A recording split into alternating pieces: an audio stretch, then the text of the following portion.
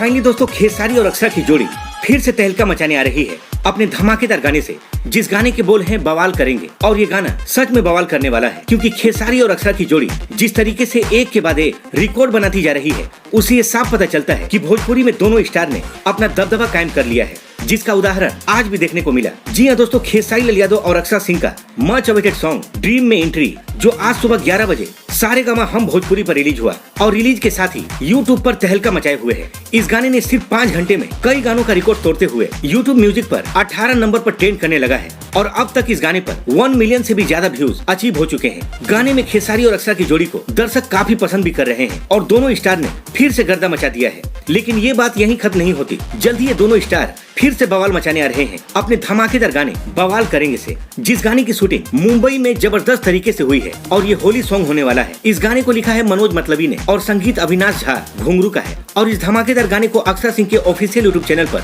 Release किया जाएगा। गाने के रिलीज डेट के बारे में कोई कंफर्मेशन सामने नहीं आई है, जैसे ही आएगी हम आपको अगली वीडियो में बताएंगे। इसके साथ ही दोस्तों आपको बता दें कि ब्लू बीट भोजपुरी पर ये दोनों स्टार फिर दिखाई देंगे एक और गाने में, जिस गाने के बोल है पिठैया, जिसे खेसारी लाल यादव और अक्षरा सिंह ने गाए हैं। तो फिलहाल के लिए बस इतना ही, मिलते हैं अगली वीडियो में एक और धमाकेदार खबर के साथ। तब तक के लिए जय हिंद।